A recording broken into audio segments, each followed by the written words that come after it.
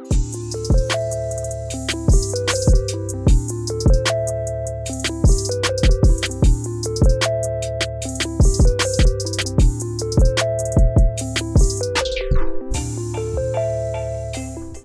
I'm John Arana. This is Karina San Martin. What's up, everybody? And we are here once again at The Drop. Yes. We love being here with you, and I'm so glad for those of you that are listening and watching. Yeah. It's an honor for us to just be a part of your life. Yeah, we just thank you so much for giving us that opportunity. Yeah. But we're talking about how to protect yourself as a leader. Yeah. And last episode we talked about a few principles, such as like the principle of distraction. Be careful with distraction. Yes. If the enemy can't get you with sin, he'll get you with distraction if you yeah. let him. Oh, yeah. We talked about, hey, play from your strength. Yeah, that was such a good one. Don't spend so much time trying to strengthen all your weaknesses. Oh, yeah. You know, it's just not going to happen. Yeah, I really liked that one because a lot of times we don't think that way.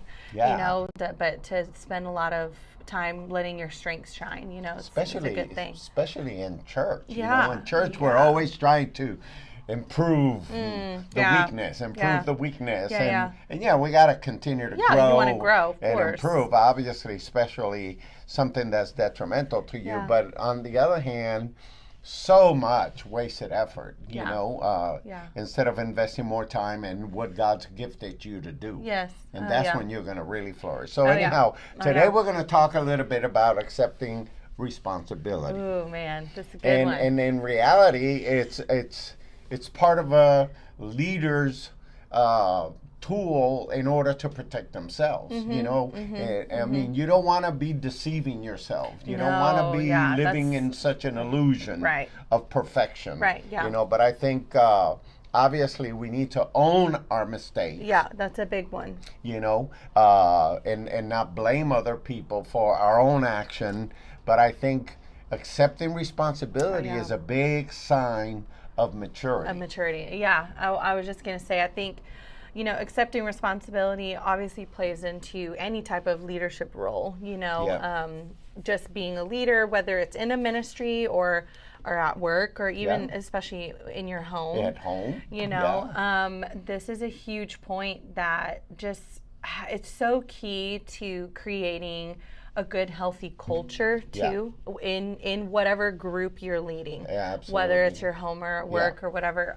And as a leader, you create that culture and you set that tone. And this is so huge with parents and kids and work. And this is a true principle everywhere. Yeah, and you know, and I think when you accept responsibility, the respect for you as a person just goes even higher. I think it does. With the people around that you're trying to lead, whether it be your kids or your spouse or co-workers or whatever. And so it's hard to do sometimes because of our pride. Yeah, of course. But it is really key. But it's a sign of maturity. It's a sign of maturity. Dr. Huge. Ed Cole, you know, used to say, maturity doesn't come with age.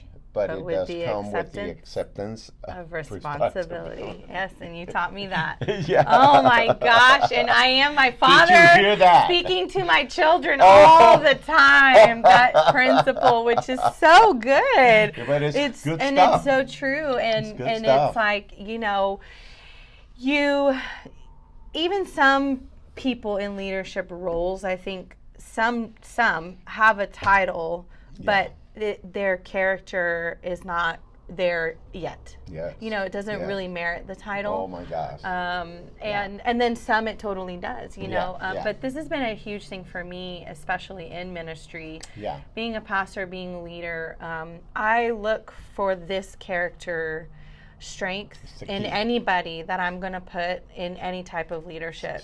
Because I personally know how hard it is to accept and be like, I am so sorry, I got that wrong. It's so hard. You know, but when I can see that, I'm like, this person is not letting pride stuff them up. And they're also, to me, it's a big sign that they're saying, I'm willing to grow. I'm willing to acknowledge.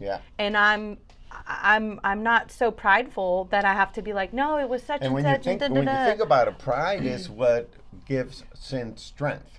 Oh yeah. It's people get locked in. No, that's not me. No, that's not Yeah. me. No, Yeah. I that's not me. No, I'm not Yeah. like that. You Yeah. know, Yeah. and that's why I tell people the defining moment of a disciple is the moment of correction. Ooh, that's good. Because if people are not willing to accept correction, Yeah, that's really then they're too proud. good. Yeah. And they're not going to grow, you know, because it gives strength to your bad behavior, Yeah. you know. And I think That's so that good. in times of failure or in times of mistake, Yeah. is when you really know who's who, you know. That's really it's good. when you realize, okay, how does that person going to react? Right. You know, are they going to pretend? Are they going to hide? Yeah. Are they going to try to, you know, blame it on circumstances or whatever? Or are they going to stand there in front of everybody and say, Yeah. that was on me? That's my I mistake. I take responsibility responsibility for that. I think, Yeah. man, that's a big thing. Yeah. Oh man, it is huge. And when I was thinking about this topic, you know, I was like going through the files in my brain of all the times that I've experienced this exact thing, and I've done it right and I've done it wrong. You know, I've had moments where for whatever reasons, you know, obviously mainly pride, but you know, there's also other insecurities that will come into play depending on the person. Yeah. That I would just be like, oh my God, like, you know that you made a mistake, but sometimes it's just so hard to admit that, because that also it might be admitting your inadequacies or your failure to pay attention to detail, or you drop attention. And that's hard to do, because especially for, you know, people who want to look like they know what they're doing, which is, I think, most of us. We all want to look good.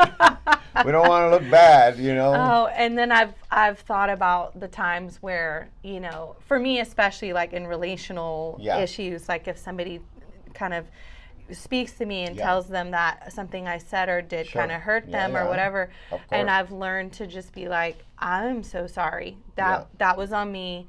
I didn't communicate clearly, or I could see how what I said was a little strong. I'm so sorry. And then seeing the results of that. And it's like accepting that responsibility, the end result, even though it might be harder, it's always so much better. They're healthier, that's for sure. It's healthier, And part of the story that we're springboarding off of is First Chronicles 21, when David asked his general to do a survey of all the people. Okay. And apparently that was against what the Lord had ordered. The Lord was, basically the Lord said to him, I don't want you to rely on the strength of your army. I want you to rely on the strength of God. And David violated that principle. So it goes to show you that no matter how great of a leader you are, you're susceptible to making mistakes. Of course, And I think that leaders are more susceptible to making mistakes because they have to lead. And when you're in the front, nobody's in front of you except God. Right. And sometimes you say, well, I believe the Lord said this, and you heard right. But the Lord didn't say to do it that way. So one thing is to know God's will. Another thing is to get the wisdom to carry out God's will. That's good. And so it's leaders are more prone to making mistakes. And that's why I believe that you should have a humble attitude. You should have a humble heart and recognize, hey, and not make it an excuse, you know, to be immoral or anything like that, but recognize that, man, as hard as I try, sometimes I'm going to miss the mark. I'm going to get it wrong. Sometimes I'm going to miss the mark. I feel this so much in ministry and leadership, but I feel this a lot at home right now, because, you know, we're raising our kids, and and our firstborn, and I'm so glad I'm a middle child, honestly, with all of the struggles that middle children do have. I mean, each kid has its own struggles, you know, but the firstborn, it's tough, man, because as parents, like, you've like me and Serge were like, we've literally never done this before.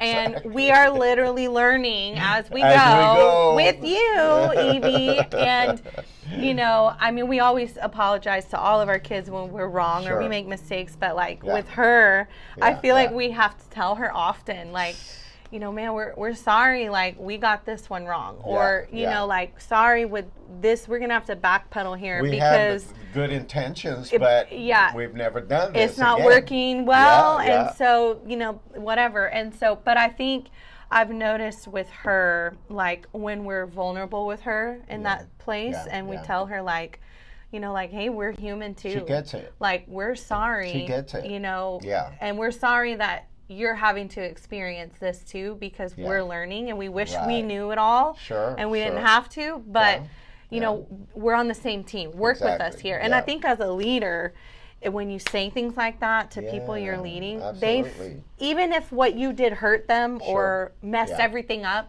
they feel that humanity and they respect that. I think that's why I love what God's doing at Oasis, at the church we lead, because you know, God's really speaking to us strongly about authenticity and being real. Right. And I think in order to create that kind of culture, as pastors, we need to be the example, you know? And that's why I like to, you know, tell stories about my failures or tell stories of me trying to do something and not things coming out, because people need to see that there's certain realities in this human being. Right. Yeah.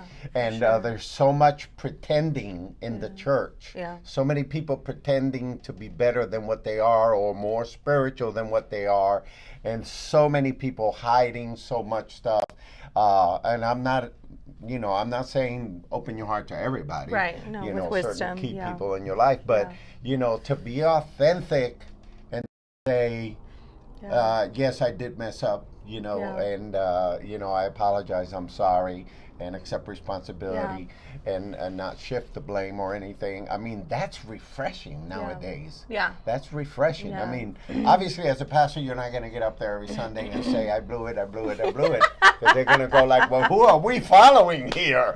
And know? Not that that's how we live our lives anyway, you know. But no, I hear you. And I think you're right. I think that authenticity is so key to being a good leader. Again, whether it's leading your children or leading in work or even just being an example to coworkers, you know, like if you don't have like, the manager position, you know, like I really strongly believe that if you want to, you can always be leading someone. Sure. And so I think being authentic is important. And I think that has to do with also being able to self-reflect. And I think David had to do that. He had to get to a point many times in his life where he had to self-reflect and be like, you know, I went about this wrong, or you know, I made a mistake here, and then go and fix it. Go and fix it. Go make it right. You know. And when you think about it, his heart was in the right place in terms of, as a leader, you want to know that you have certain strengths. Right. You know, that your army is strong or that your administration is working. So you want to have this assurance, this confidence, you know. So I think that was okay. But what he did to gain that was his big mistake. Right. Because he started trusting in the number of his people rather than trusting in God. Right. And the strength comes from God. So I think sometimes we have the right intention, but we go about it the wrong way. I think one of the things I admire about David too is that he reflected, he accepted responsibility, and then he worked at restoring his relationship with God. Yeah, that's so really good. That's so important. Yeah, and I think, you know, I think that's a big thing about failure is sometimes we allow failure to halt us. Paralyze. You know, to say like, oh, okay, well, you know, you really messed up, or look what you tried and it totally didn't work. And if we're not careful, then we can allow fear to come in because of that failure. And then halt us from growing or rob us and Yeah. from many, many things. And so I think that part of like owning those mistakes and is learning from the failure and being okay with trying again or going back and adjusting and fixing it right, whether that means, getting more counsel from God or from other people, whatever it is, depending on the issue. Yeah. But I think that's a big part, is learning from the failure is a big part of it, that acceptance. Absolutely. And being responsible for it. I think one of the things that I love about David is that he accepted responsibility, and then he said, okay, I got to make this right. Yeah.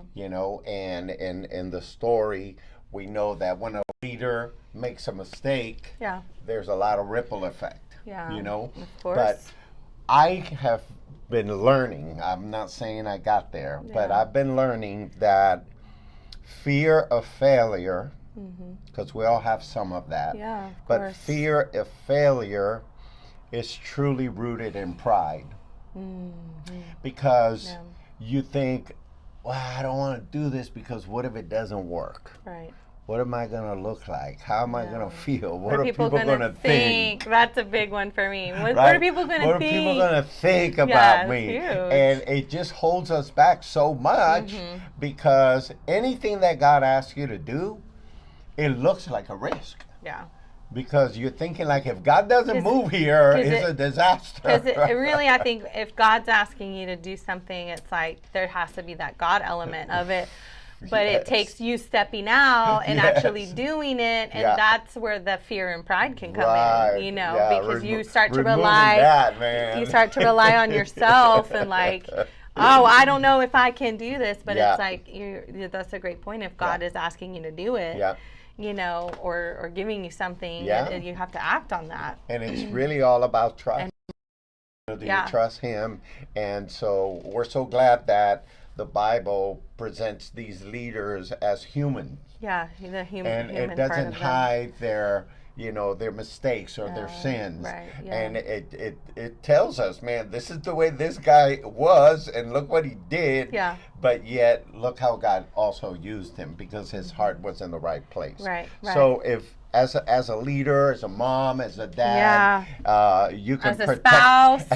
Oh, that's a big one. That's like a whole separate episode. That's a whole separate subject. Accepting your failures and responsibility. Yeah. Well, don't get me going, man. Don't get me going. I got a lot on that one, but we're gonna. We'll have to do a relationship series and get Mom in here and get Serge in here. Yeah, that would be fun. But anyhow, protect yourself as a leader. Yes, be self-aware.